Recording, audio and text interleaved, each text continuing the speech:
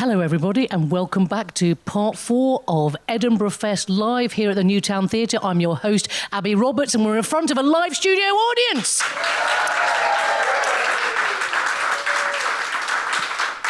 Wonderful. Thank you so much. Do please keep tweeting in at edfest_live. We would love to hear from you, so just keep tweeting.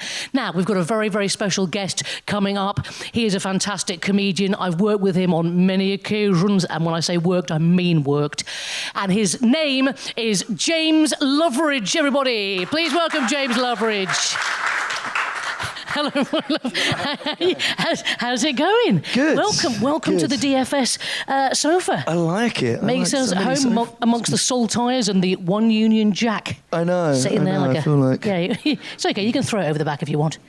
Let's go Scottish. Let's do it. Yeah, let's go Scots. So, how's the Fringe? Good. Yeah. Yeah, really good. I'm really enjoying it. It's been a fun one this year. Yeah. How many times have you done a solo show? This is my second solo show. Right. Yeah. I did one 2 years ago. Yeah. Which was really fun. Kind of a very good learning experience, and this is my second one. I think best thing so far. But yeah, it's a lot of fun. Yeah. I'm kind of struggling to hold on to my voice, so I'm a lot more husky now than I usually am. I know exactly the feeling. I'm starting to get the lurgy. So what's your show called this year? This show's called Castles in the Sand, Right. and it's about an embarrassing memory that came back to me that I'd somehow suppressed for 20 years, and I figured the only way to kind of get over it was to talk about it and make people laugh. So. Castles in the Sand. Well, that's really intriguing. It is vague, but it makes sense. Wow. It sounds quite sweet and lovely in the posters of me as a child, and you're like, oh, that's quite sweet. And then you hear the story and you're like, oh, you're sick. So, yeah. What, I want to come and see the show. What time is it? Please don't say it clashes. 8:45 at the Hanover Tap. 8:45. Oh, I can make it. That sounds brilliant. I want to see what happens with your sand and your castles. So, tell me about your route into comedy, because everyone's got a different path how they got into it. I've always kind of been a bit of an entertainer and kind of liked to make people laugh and stuff like that. Like as a kid, I did like all West End musicals and stuff like that. Oh, okay. And then I went to secondary school and realised that does not make you popular. So stopped doing that and took up rugby instead. You stopped doing jazz hands for your friends. Started catching rugby balls and throwing those. Yeah. And it wasn't until I was like at university I always wanted to do it, and I was saying I should do it, and friends and family and even teachers were like, you should try it. And weirdly, it sounds like an X Factor sob story, but one of my friends died when I was 22, and when he died, I was like, what am I waiting for? And the week after his funeral, booked my first ever gig, and I've been gigging ever since. Yeah, fantastic. I'm glad you didn't do the gig at the funeral. Yeah, I'm glad you left it a week. You know what, guys? I think this is time. Come on, everybody. It's what I would have loved. Give me a cheer if you're feeling happy today. Yeah. Just get that coughing out of here. Come on, let's get some jokes. It's all about the timing, I think, in comedy. So what makes... who's the person you admire most in comedy? Well, can be a dead person or a live person. I saw Mark Thomas do stand-up at Reading Music Festival when I was 16, and that is not a place that's conducive to a good comedy night, but it just blew my mind. And that was one of the turning points. I was like, that's what I'd love to do. Yeah. And funnily enough, I saw him this Fringe for the first time, actually face-to-face, when I wasn't just going to see shows. And I fangirled all over it. I was like, oh my God. It's Mark Thomas. And he's a lovely man. Yeah. I know him quite well. He's a great encourager as well of comedians. So did you have a chat? Yeah, I did. I got to say thank you, and that you're one of the kind of turning points and made me want to do it. And he was just very humbled. He was like, oh, okay, thanks. It was really weird. And I was like, I'm going to leave now because I'm drunk. Bye then. Yeah, bye, thanks. Stroked his face and left. And there's so many moments, aren't there, like that at the Fringe where you're in a bar and you're like, oh my God, I'm standing next to Clive Anderson or Eddie Izzard, or it's just weird. I don't get to go to as many of the bars, because I host a late night show as well, which is midnight till 3 in the morning. Spank. Yeah, you love it. I want to come on and be spanked.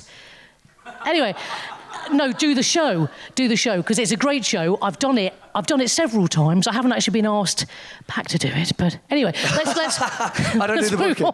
But we'll get you down. It's a lot of fun. It's really good fun. It's great fun. And where's that on? Remind us, Spank that is at the Underbelly at the Cowgate. Yeah. Oh, yes, Underbelly Cowgate, where you sort of walk up that sort of alleyway. Yes, yeah. Which was really dodgy. Always so much fun at midnight when you're sober and they're throwing up on you. It's yes, it's a lot of fun. But yeah, that shows. Yeah, both shows are really, really fun. But I don't get to kind of relax until 3 a.m. Yeah, of course, because you got to stay hyped up to do the. Yeah. And you're hosting with Abigail Shimon. Yeah. Fantastic. Who's awesome as well. So, what's been your favourite comedy gig to date? Not at the Fringe, but just what stands out for you? Where you're like, right, after that, I can just retire. I don't know.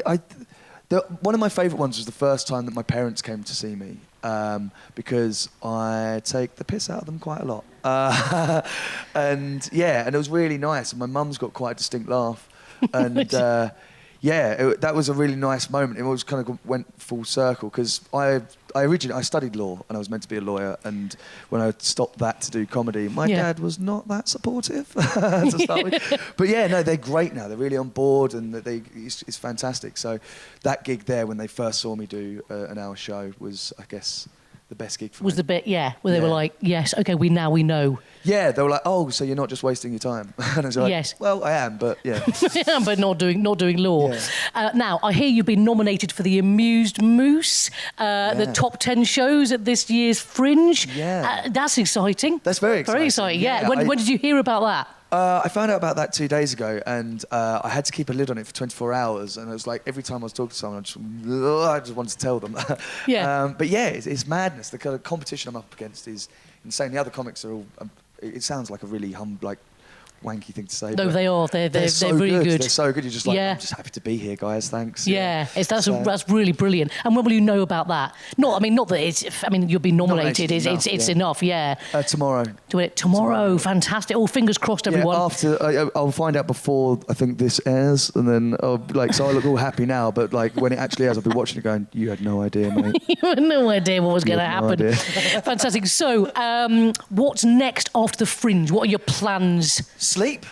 Oh my God, I'm going to get on some sleep. Yeah. I won't drink. It'll be fantastic. Go on holiday, maybe? I am going to Thailand at the end of the year. Thailand. It's on my first proper holiday in about 5 years. Lovely. So, you deserve it. You deserve it, mate. So I'm going to Thailand. Looking forward to that. So give us a plug down the camera over there. Plug your show. What's the time? Get everyone to come and see it. James Loveridge, Castles in the Sand, 8:45 at the Hanover Tap, and it's free. So fantastic. Yeah. Round of applause, please, for James Loveridge. Lovely man. Thank you, James. Brilliant. Now, before we go over to our guru, Suze, with the news, please tweet in at edfest_live, and you can YouTube on sbctv.co.uk and have a look at the previous shows. Very excited to go over to Suze with the news. Suze, what have you got for us today? Thanks, Abby. This is Suze with the news with Suze. You've probably noticed I've got my belongings with me today. Sort of got me evicted from my house a few days ago. So this is it, really. This is all I've got left. I've been given my final warning from this job, so it doesn't look like too much longer till I'm fired. Thanks for the support, everyone. Very kind. Very, very kind indeed, Don't know what I'll do without a bit more support. James is the only one who's nominated for a show. I was at an award ceremony last night for worst shows of the Fringe, and I picked up the award for worst and most negative newsreader who's ever lived. I won it, so thank you. Thank you very much. So that's great. Just everything's gone from bad to worse for me recently. Apparently, newsreaders are supposed to be fake happy and smiling all the time. I just can't even do it anymore. I can't even do it. I can't even pretend that my life's all right.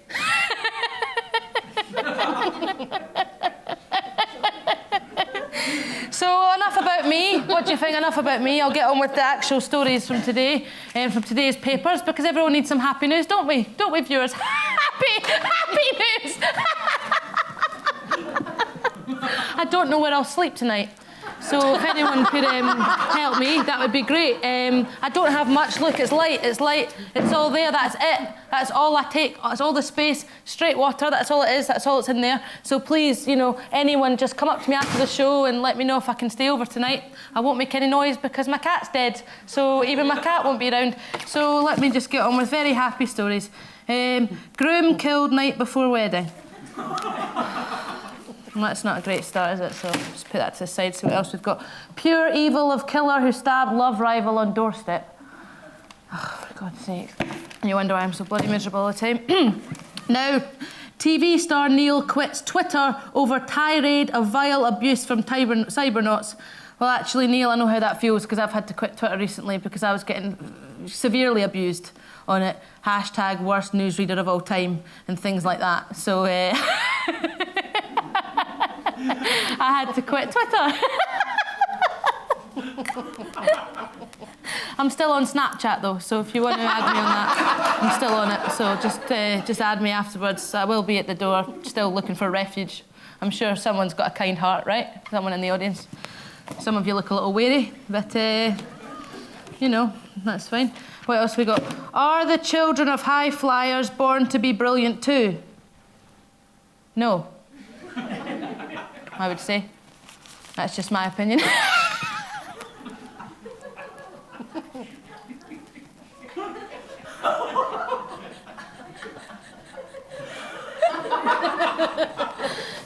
What else we got? Having a loving partner helps you sleep better. Well, I wouldn't know about that. I think that's pretty much all I can actually stomach today. So back to you, Abi. Oh, thank you, Suze. Oh, Suze, you can stay at mine, my darling. Thank you so much, everyone, for joining us at Edinburgh Fest Live today. You've had a wonderful mixture of stand-up, magic, Suze, Hairy Mary. Come back for the same time, 1:30 to 2:30 p.m. tomorrow. I've been your host, Abi Roberts, from the Newtown Theatre. Round of applause. Thank you so much. Come back same time tomorrow.